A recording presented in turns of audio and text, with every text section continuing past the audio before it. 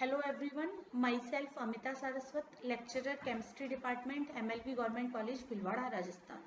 My topic for BSc first year Inorganic Chemistry, the topic is VSEPRT, Valence Shell Electron Pair Repulsion Theory. हम पिछली बार ClF3 अणु पढ़ चुके थे। अगला आयन है आपका ICl2 माइनस आयन।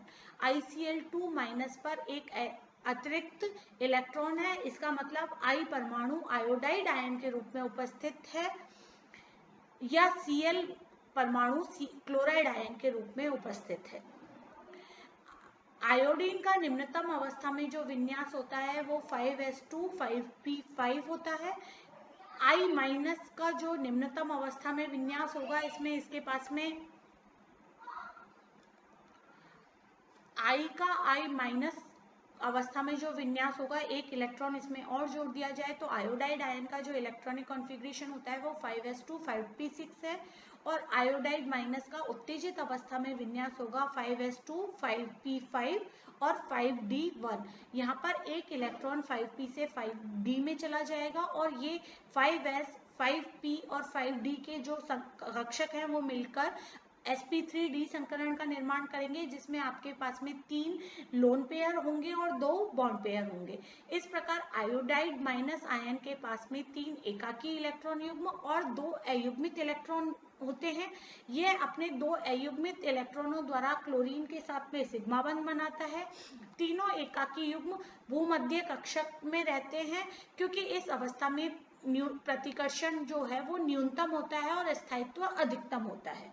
अतः दोनों सिग्मा कक्षक एक दूसरे से विपरीत रहते हैं, इसलिए इस ICl2 माइनस आयन की जो आकृति है वो रेखीय होती है और इसे आपके निम्न आकृति द्वारा दर्शाया जा सकता है। एक जो त्रिभुज है उसमें आपके जो तीनों लोन पेयर हैं वो एक दूसरे एक ही तल पर 120 डिग्री के एंगल पर, जबकि क्लोरीन के अणु 180 डिग्री के एंगल पर ऊपर और नीचे उपस्थित होते हैं। इसीलिए ये जो ICl2 माइनस आयन है इसकी आकृति रेखीय होती है और इसमें बंध कोण का मान 180 डिग्री होता है। VSEPRT के अन्य सिद्धांत, जो कि तीसरा नियम है, लोन पेयर बॉन्ड पेयर के बाद में केंद्रीय परमाणु से बंधित परमाणु की विद्युत ऋणता बढ़ने पर बंध कोण का मान कम हो जाता है। यहाँ पर हम इसके लिए फास्फोरस और सल्फर के हैलाइड लेते हैं। आयोडीन से फ्लोरीन तक विद्युत ऋणता का मान बढ़ता जाता है। हम जानते हैं कि फ्लोरीन की विद्युत ऋणता पूरी पीरियोडिक टेबल में सबसे अधिक होती है। फ्लोरीन की विद्युत ऋणता का मान अधिक होता है कंपैरेटिवली आयोडीन और ब्रोमीन के। इसीलिए जो बंध कोण का मान है वो Pi3, PbR3, PCl3 और PF3, इसमें हम जब देखते हैं तो बंध कोण का मान PF3 में सबसे कम होता है, जबकि Pi3 के बंध कोण का मान सबसे अधिक होता है। मतलब बंध कोण का मान यहाँ पर, क्योंकि फास्फोरस में फ्लोरीन की विद्युत ऋणता का मान सबसे अधिक है, इसीलिए यहाँ पर बंध कोण का मान सबसे कम पाया जाता है। मतलब बंधित परमाणु की विद्युत ऋणता जितनी अधिक होगी, केंद्रीय परमाणु के निकट इलेक्ट्रॉन डेंसिटी या इलेक्ट्रॉन घनत्व उतना ही कम हो जाएगा, जिससे बंधों के बीच में प्रतिकर्षण बल कम हो जाएगा और बंध कोण का मान भी कम हो जाएगा। यहाँ पर देखिएगा जितना, क्योंकि इलेक्ट्रॉन नेगेटिविटी का मान जितना अधिक होता है, इलेक्ट्रॉन डेंसिटी वहां पर उतनी ही कम हो जाती है और इलेक्ट्रॉन डेंसिटी जैसे ही कम होती है वहां पर प्रतिकर्षण बल कम हो जाता है और प्रतिकर्षण बल कम होने के कारण बंध कोण का मान भी कम हो जाता है। इसीलिए आपके PF3 का बंध कोण आपके सबसे कम होता है 97 डिग्री, जबकि Pi3 का बंध कोण 102 डिग्री होता है। इसी प्रकार AsI3 arsenic triiodide, arsenic tribromide और आर्सेनिक ट्राइक्लोराइड, यहाँ पर हम देखते हैं क्लोरीन की विद्युत ऋणता सबसे अधिक है और आयोडीन की विद्युत ऋणता सबसे कम है, इसीलिए AsI3 के बंध कोण का मान सबसे अधिक होता है और AsCl3 के बंध कोण का मान सबसे कम होता है। इसके AsCl3 के बंध कोण का मान केवल 98.4 डिग्री होता है, जबकि AsI3 101 डिग्री होता है। इसका कारण यही है कि आपके क्लोरीन की विद्युत ऋणता अधिक होने के कारण इस पर बंध कोण जो आपके बंध होंगे उनके इलेक्ट्रॉन क्लोरीन की ओर आकर्षित होंगे और बंधों के बीच में प्रतिकर्षण कम हो जाएगा और बंध कोण का मान भी कम हो जाएगा। यदि अणुओं में बंधित परमाणु समान हो लेकिन केंद्रीय परमाणु भिन्न हो तो केंद्रित परमाणु की विद्युत ऋणता बढ़ने के साथ बंध कोण का मान बढ़ता जाता है।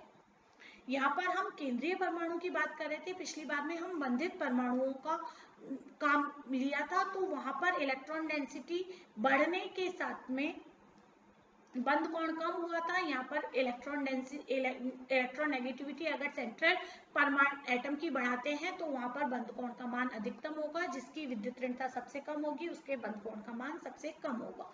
ये देखिएगा, हम इसके लिए 15 और 16 के हाइड्राइड लेते हैं और इनमें जैसे कि हम जानते हैं कि ऊपर से नीचे जाने पर इलेक्ट्रॉन नेगेटिविटी का मान बढ़ता है, तो उसी आकार में प्रकार आपके बंध कोण के मानों में भी वृद्धि होती है। यहाँ पर विद्युत ऋणात्मकता नाइट्रोजन की सबसे अधिक है, उससे कम फास्फोरस की है और उससे कम आर्सेनिक की है। तो यहाँ पर बंध कोण का मान भी अमोनिया का 160 डिग्री होता है, जबकि PH3 का 94 डिग्री और AsH3 का 91 डिग्री। इसी प्रकार हम बात करें H2O और H2S और H2Se की, तो हम देखते हैं कि जब ऑक्सीजन है उसकी विद्युत ऋणता का मान अधिकतम है, इसीलिए वहां पर बंध कोण भी सबसे अधिक H2O में पाया जाता है, क्योंकि वहां पर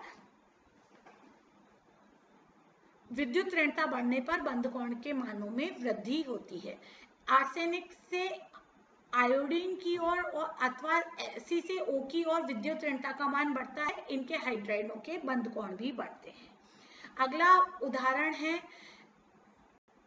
अगला नियम है, एकल बंधों की तुलना में बहुबंधों से संबंधित कोण अधिक होते हैं।